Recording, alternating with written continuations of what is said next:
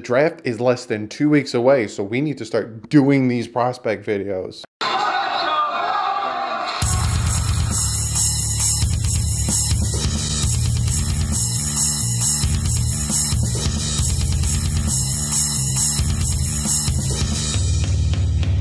What's up, Fin fans and football fans and fans of oblong-shaped balls that are thrown that are made out of pig? This is my top 5 prospects videos for the secondary.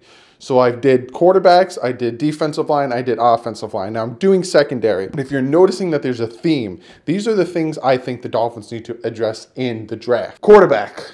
Do they need to address it this year? A lot of people think yes. A lot of people think yes. Me personally, not in the first 2-3 rounds. I don't think so.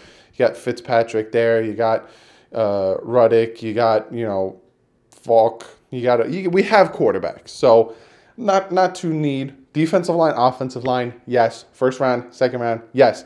Now, secondary, you're like, secondary?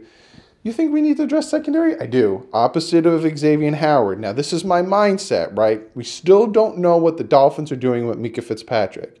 Are they having him at safety? Or are they putting him at corner? If they put him at corner, then the Dolphins should drive a safety because we do not have a free safety. We have 2 strong safeties, and we need a free safety. That is if Mika Fitzpatrick is put at corner. Opposite of, then you have Howard, McCain, Fitzpatrick.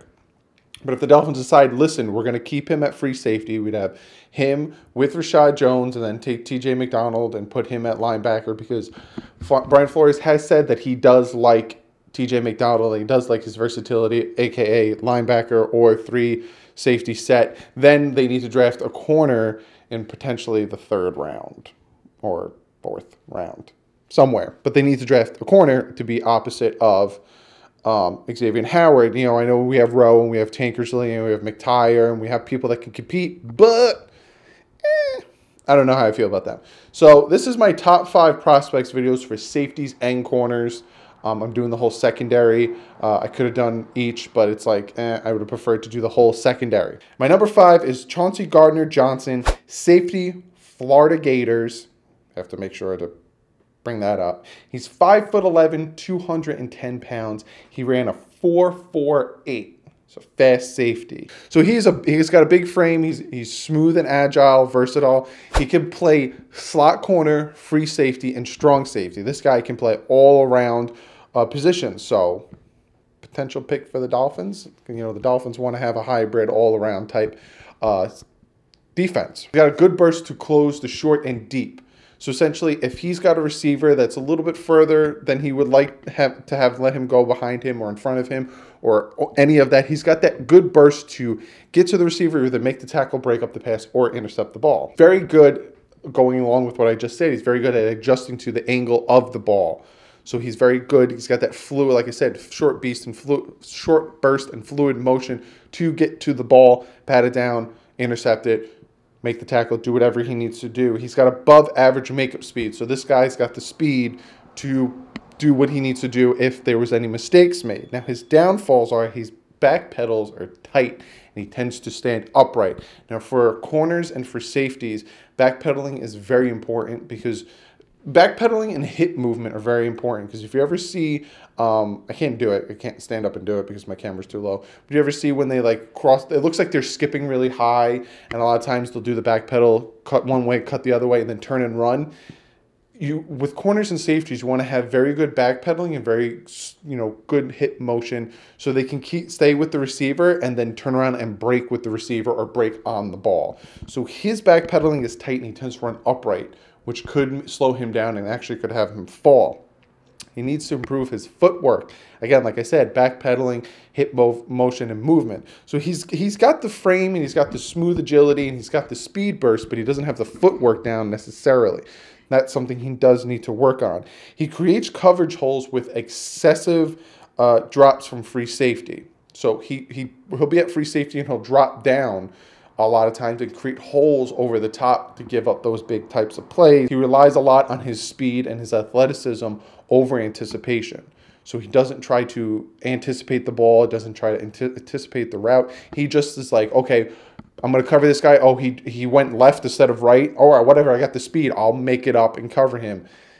It's not going to be the same in the NFL, especially with these receivers who are better. And also the rule change is different in the NFL from college.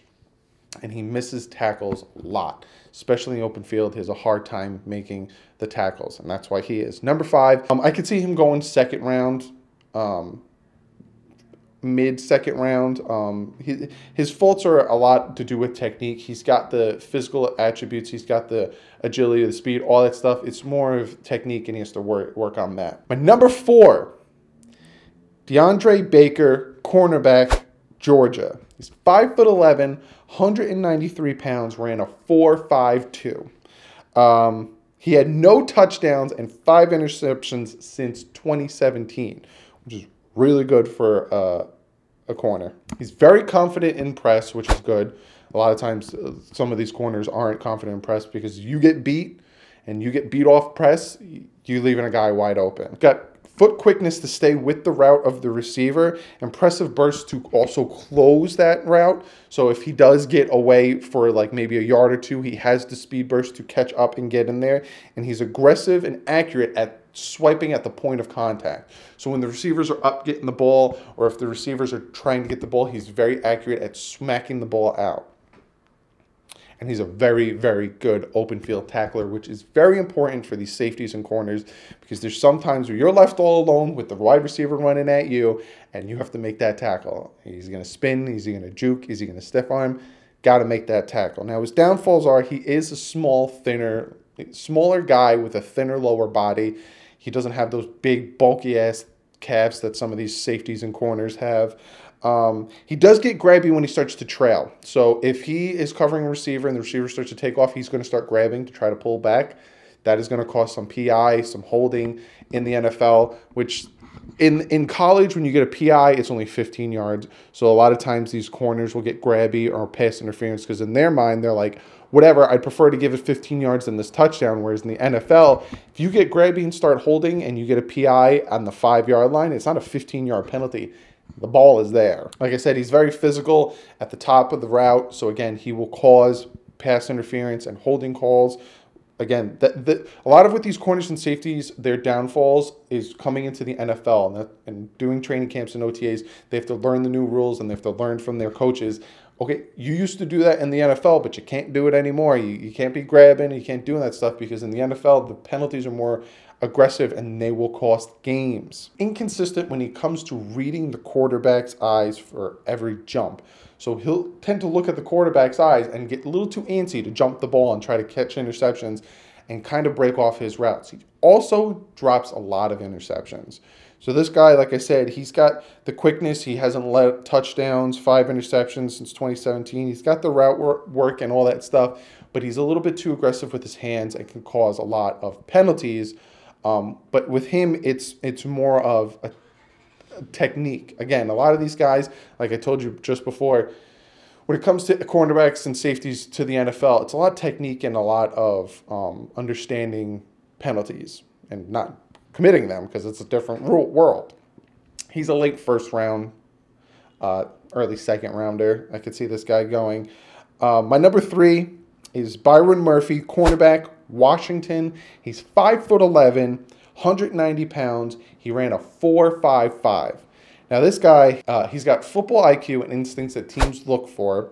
Great feet for plant and drive, which is very important because if you're backpedaling, you want to be able to plant and drive if it comes to run stopping or if it comes to screen plays or if it comes to curl routes, stop and goes. You want to be able to plant and get after the ball. So he's very good at plant and drives. He made plays on 31% of the targets thrown at him. Very, very good number. He's got good body control to track the ball. So a lot of times when you're a corner or safety and you're running and you have to continue to see where the ball is coming, but also not lose control of your body, trip all over yourself, trip over the receiver, all that stuff. Good body control, and he hits hard.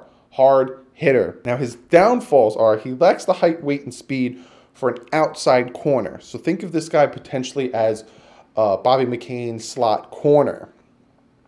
He's only played 20 games. So he doesn't have a lot under his belt. It's kind of like Tyree Jackson when it comes to the quarterbacks.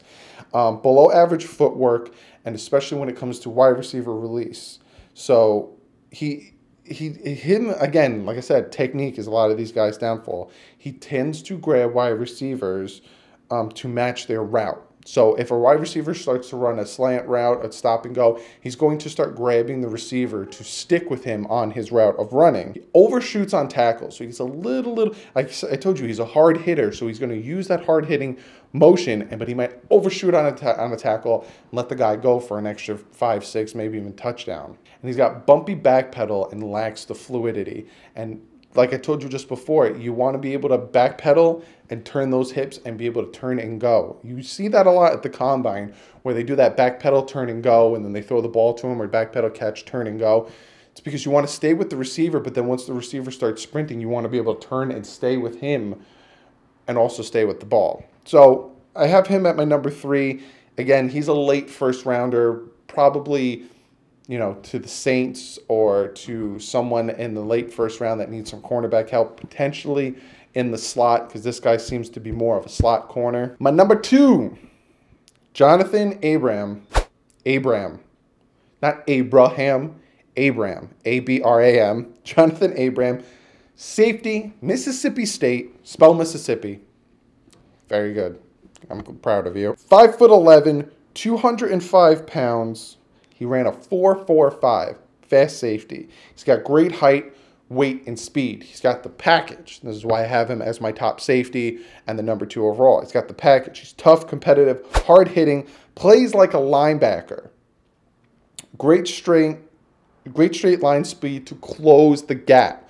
So he's going to beeline it to you. Like I said, he's got the size and the speed, and he's got good communication skills. This is very good for safety, especially when you have to start letting receivers go from one to another. You know, now yours, or I got it. You know, have to have good communication skills, especially in the secondary. You noticed a lot last year and even the year before that, there was a lot of blown coverages, and a lot of games were caused by the blown coverages, and that's because some of these guys weren't doing their job, so other guys had to cover up for their mistakes, which then leave other guys open. This guy's got great communication skills, so he's going to let you know he's coming to you, or I got it, or, you know, he's blitz, or all this stuff. Great communication skills. His downfalls are he's got tight hips, and he's not a great coverage safety. He's not a free safety. He's a strong safety. Think TJ McDonald, think Rashad Jones. More in the box, more big hitters, speedy guys, but not great in coverage. He tends to focus on the receivers instead of the ball. So he'll focus in on the receiver instead of trying to go up and focus on the ball, smacking the ball down, getting interceptions. Now, this can cause pass interferences. This can cause all types of bad things when it comes to the NFL and the penalties nowadays. Being that he is a big, hard hitter, fast, big-bodied guy, his style of play can cause durability concerns down the line because he's going to put his body on the line trying to make these big hits, trying to be this physical type player. Now, he is a late first rounder, early second round pick. I think he'll be the first safety coming off the board. I could be wrong. It all depends on if the team that's drafting needs a free safety, not strong safety, because again, this guy is a strong safety. And my number 1 corner / safety or secondary is Greedy Williams, cornerback, LSU, 6'2", 185 pounds, ran a 4.37. So not only is this guy tall, but he's fast. He's tall, long, disruptive, patient, and calm in early phases of the route. So he's not going to get startled if you try to do the jukes off the line, if you're trying to jam him. He's going to stay calm, patient, stay with you through the whole route. He matches receivers' steps and route very, very smoothly. He also has very smooth hips, which is a good, like I said, good thing that these cornerbacks need, because you need to be able to turn and you need to stay with these receivers, be very smooth. He's got balanced eyes between the quarterback and the wide receiver. So he's not going to be just staring on the quarterback and then have the wide receiver blow by him, or he's just going to be staring at the wide receiver and have the quarterback either throw the ball over his head or throw somewhere else.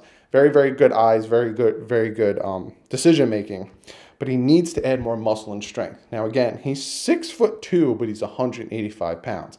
I am 6'4", 6'5", and 220, and you know I'm not in great shape and muscular, but he's about 3 inches shorter than me, but about a good 40 pounds shorter than me. less than me. So he needs to add more muscle, more strength. He needs to eliminate the grabbing. Like I said, these cornerbacks and safeties are so used to the penalty being in college, but only being 15 yards on a pass interference. Whereas in the NFL, the holding is going to give you 5 yards and an automatic first down, and the pass interference is spot foul. They're not used to that. So like I said before, they'll give up 15 yards instead of a touchdown. In the NFL, you're getting the ball in the 1. So, you know, like I said, if it's a bomb in the end zone, you're getting the ball in the 1 versus 15 yards. He tends to play the hands of the receiver instead of the ball. So that can cause pass interferences, but that also can cause him to miss the catch and miss the swat.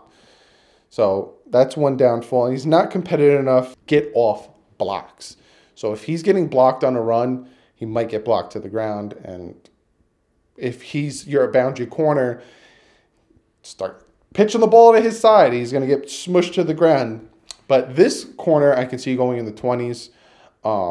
Like maybe a little bit, like if the Dolphins were to trade down and didn't take a D-line or O-line in the first round, which I still, even if the Dolphins trade down, you got to take a D-line or O-line. I could see them potentially taking Greedy Williams. But again, to me, O-line and D-line is a little bit more important than corner right now for me. For me, as of today, it's O-line, D-line, then corner, then quarterback. But that is my prospects, top 5 prospects. Cornerback, safety, secondary position. Comment below. Let me know what you guys think. Let me know if there's 5 that some of the guys you think should have been in there. Every time I make these lists, you guys give me names that you think should have been in there. Justify why. You know, I have my reasons. I told you why I have my guys. Justify why you want your guys there. But yeah, comment below. I'm not going to do a comment of the day today because my comment of the day today is going to just be telling you guys to go check out my last video, which is my 4K giveaway. A lot of you guys have commented on it. So the parameters, don't comment here. Not for this video. It's for the last video. If you want to be part of the giveaway, you have to go to the last video, essentially the 4K giveaway. It literally says it in the title. You have to comment and thumbs up on that video. But you do have to be subscribed if you want to be part of this giveaway. If you can see this Mama Jam up here, that's from Cutout Creations. Super, super cool dudes. Talked about them in the last video. Be sure to check them out. If you want some of their work and if you want some of their stuff, again, I'll pop up some more of their Cutout Creations next to me. Go check it out. If you put in the promo code DDW, free shipping. Free shipping from your boy, DDW. So if you go, you want one of these cutouts or you want some of the things that are popping out, put in the promo code DDW, you get free shipping. Again, you can get the Dolphins football that I have up here.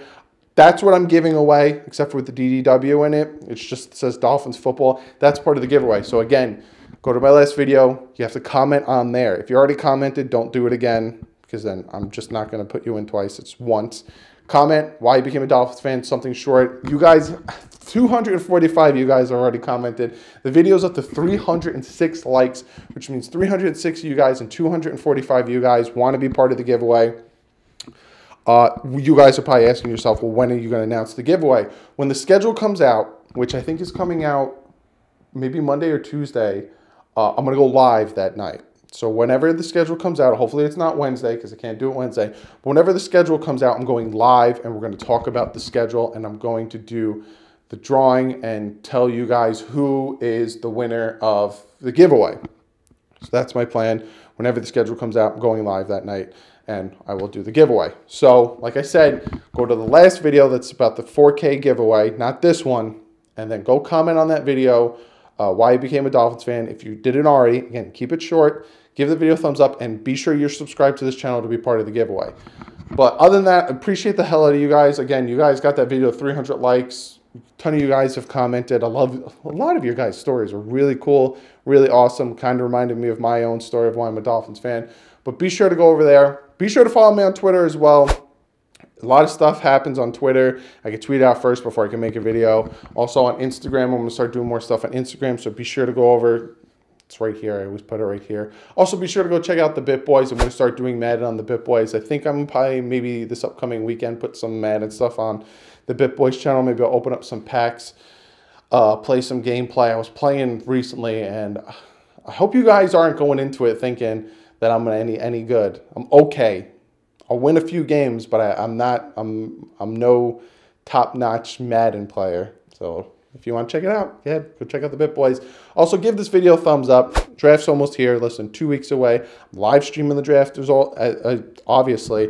So you're going to be a part of that. You're going to hang out. Subscribe if you're not subscribed already. If you want to be part of the giveaway, you have to be subscribed to the channel. Again, go to the other video. Do the things I told you to do. But other than that, I will see you guys when the schedule comes out. I'm hoping it's on Monday or Tuesday. I'm going live when the schedule comes out, and that's when I'm doing the drawing for who wins the giveaway.